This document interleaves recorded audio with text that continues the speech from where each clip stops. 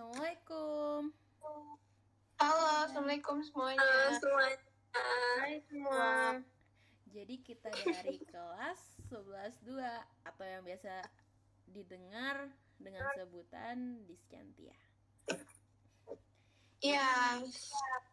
Jadi tak kenal maka tak sayang. Kita kenalan dulu kali ya. Yuk dimulai dari Ayo dong. Kita mau kenalan dong sama kalian biar kita kenal. Jadi Dari siapa? nama aku Siti Sarah Ramadhani. Aku biasa disebut dengan Sarah. Nama aku Shaila. Aku biasa dipanggil Cila.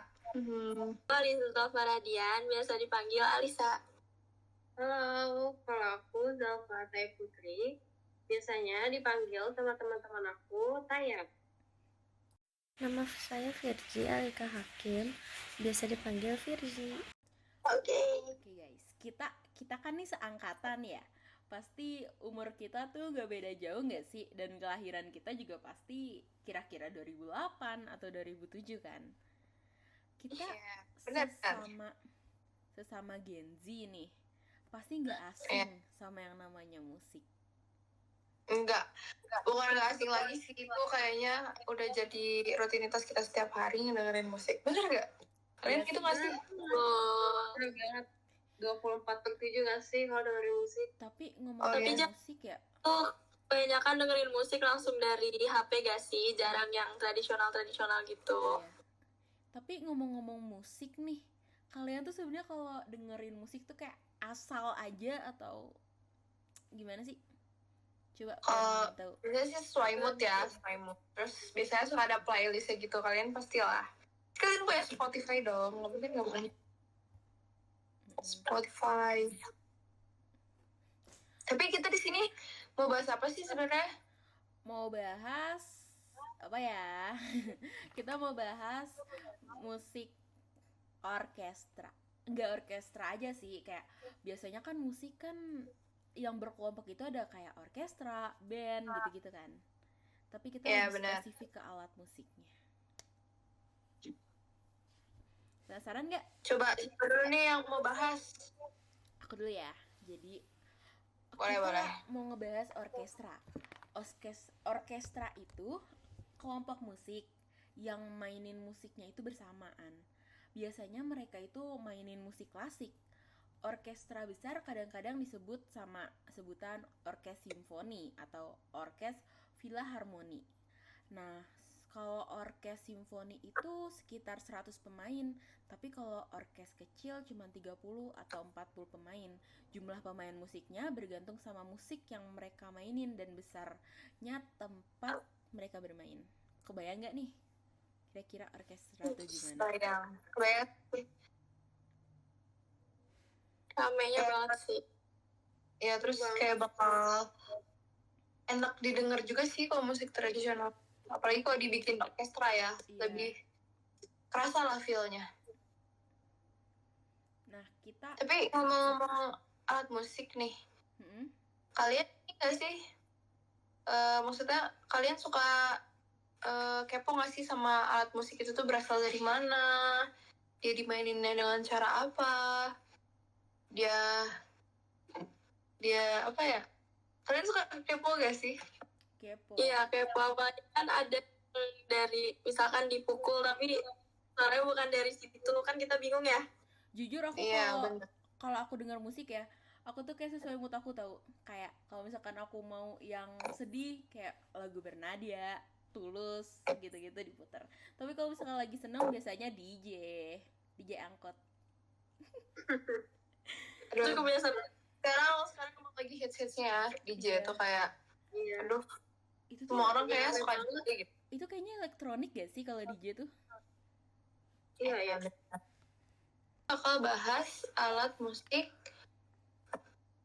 yang chordophone. Yang apa sih tadi? Ya pokoknya alat musik yang berasal dari itu sendiri kan. Tapi kalau aku sih tertariknya sama yang orkestra sih.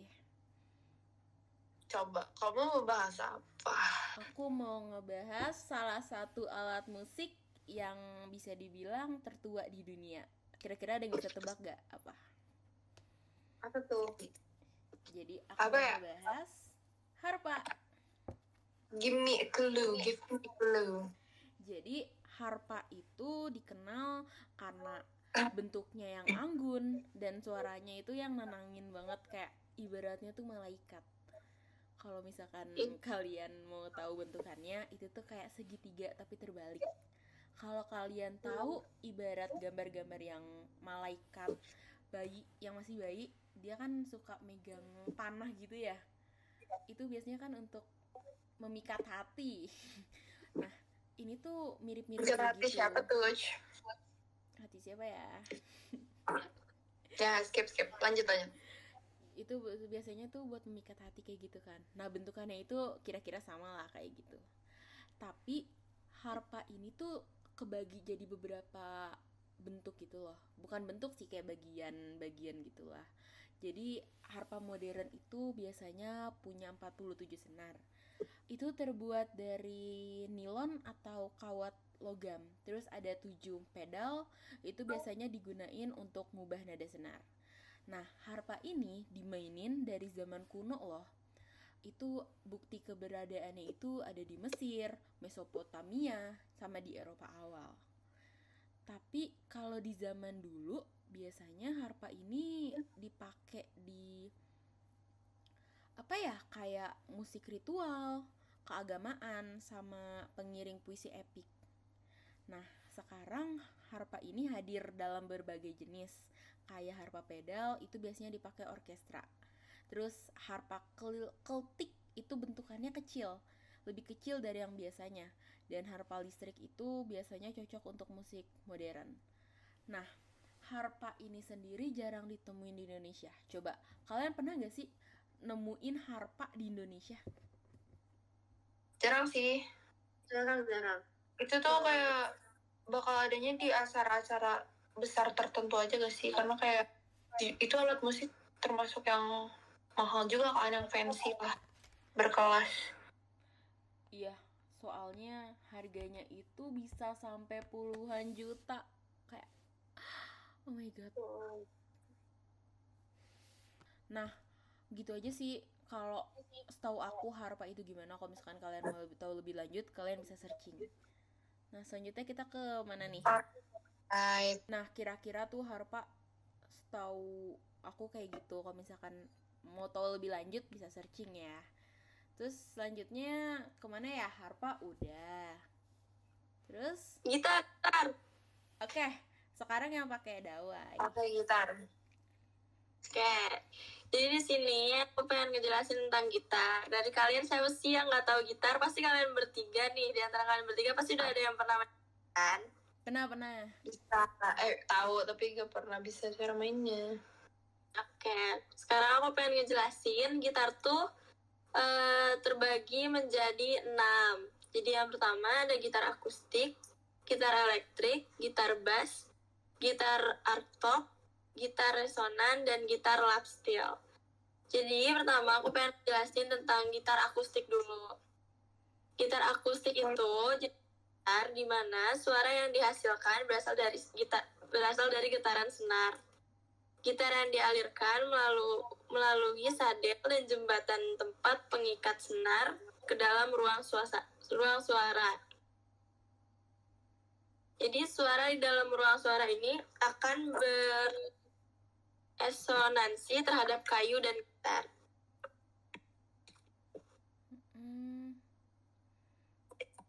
Oke, itu buat gitar akustik. Jadi gitar akustik tuh dibagi menjadi 2 nih. Ada gitar akustik steel string dan gitar akustik klasik.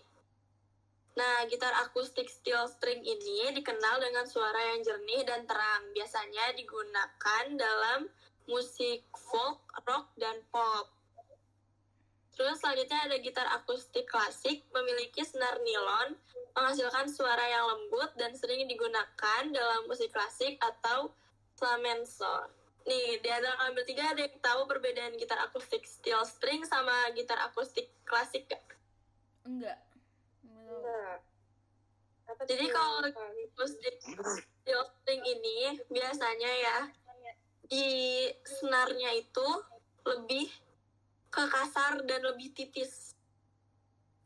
Jadi kadang tuh bikin jari sakit kalau buat mainnya. Terus kalau gitar akustik klasik, dari namanya juga udah kelihatan kan ya, plastik. Jadi dia tuh lebih tebal dan lebih santai lah istilahnya. Dan lebih lembut juga. Oke, kita lanjut. Ya, seperti itu. Oke, sekarang kita lanjut ke gitar bass ya. Jadi di gitar bass ini memiliki 4 senar yang lebih tebal dan lebih panjang dibandingkan gitar biasa. Alat musik ini menghasilkan nada rendah dan digunakan untuk memberikan dasar ritme dan harmoni dalam banyak musik. Ini gitar bass biasanya buat cowok-cowok yang suka gombal sih. Oh my god, buaya ya. Oh my god. Kita lanjut ke gitar resonan ya. Jujur ini mungkin banyak yang baru denger ya, karena emang jarang orang tahu gitar resonan. Nah, gitar ini memiliki resonator logam dalam bodinya, menghasilkan suara yang lebih keras dan unik. Biasanya digunakan dalam musik blues dan blues.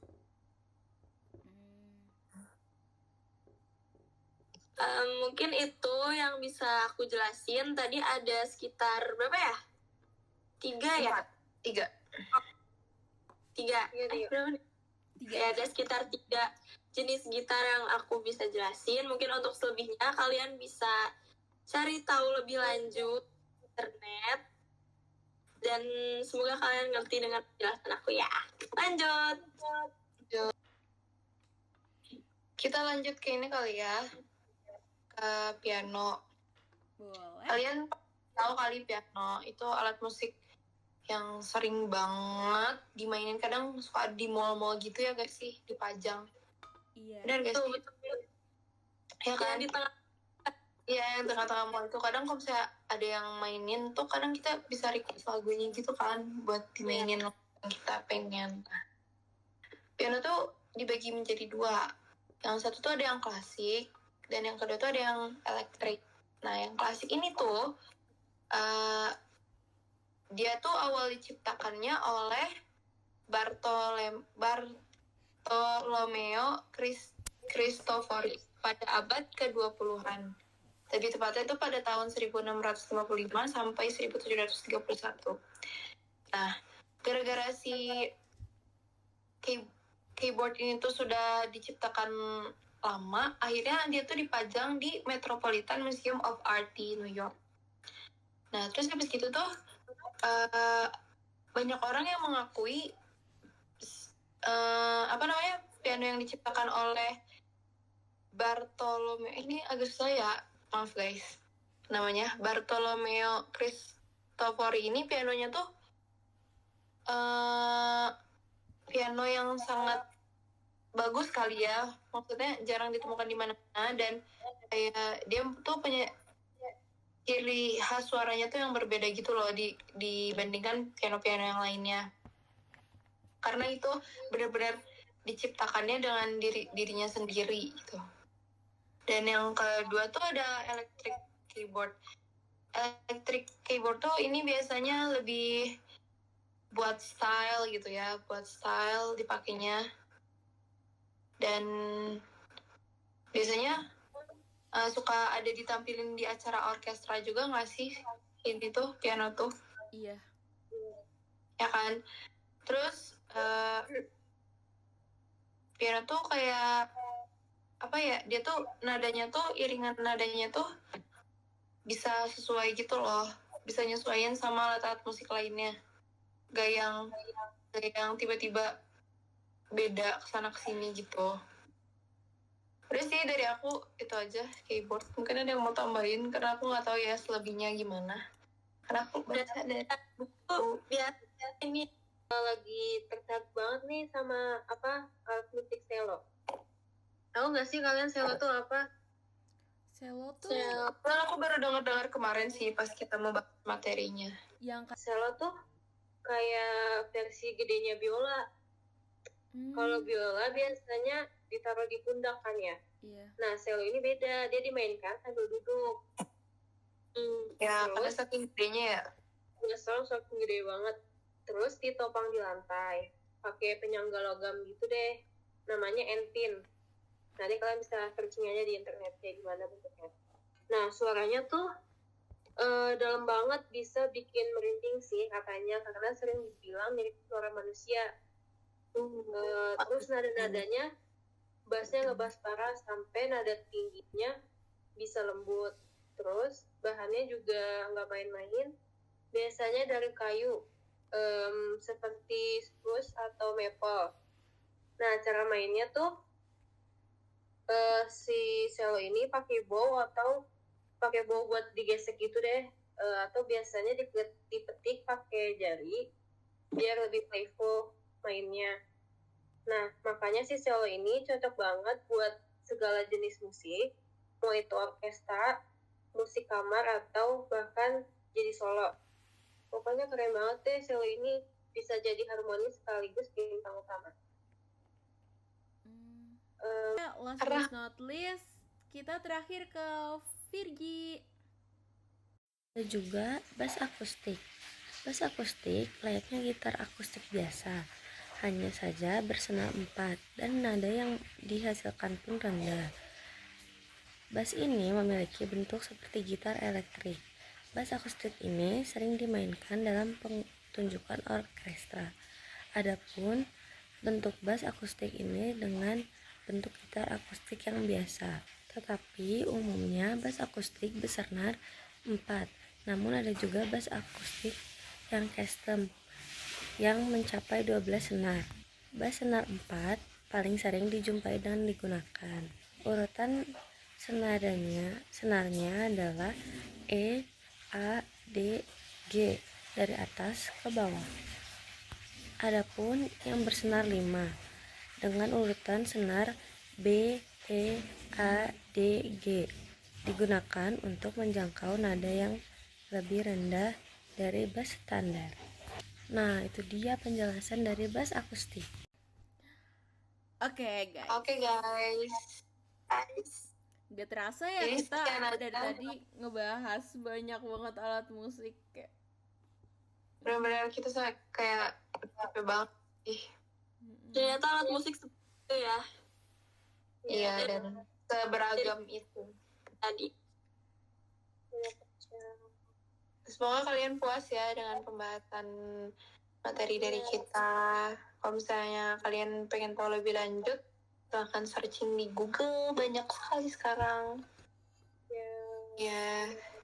Ini bisa ikut les kalau mau ikut nyoba-nyoba. Ya, benar-benar ikut ini kursus alat musik. Iya. Apalagi kalian harus coba harpa tuh, harpa. Kayaknya itu harpa tuh kali pertemuan bisa 700.000 kayaknya. Enggak sih, kayaknya kalau harpa sekali pertemuan 1 juta gak sih? Soalnya kan harganya mahal banget. Kayak bisa yang biasa aja tuh bisa 45 juta. Apalagi yang benar-benar yang high quality ya. Kayak nggak kebayang sih. Beliin aja dulu ya kita. Hayal aja dulu, siapa tahu nanti kenyataan. Yep. Bisa kok nabung dulu ya. Bisa kok guys, bismillah ya. Duit udah kekumpul 2.000, sisa 44 jutaan lagi sih. Oh itu kayaknya harapannya dulu. Tahun yang penting niat. Okay, ya udah guys, itu aja yang kita bahas, kurang lebihnya mohon maaf. Kita semua pamit undur diri. Bye bye. Assalamualaikum warahmatullahi wabarakatuh.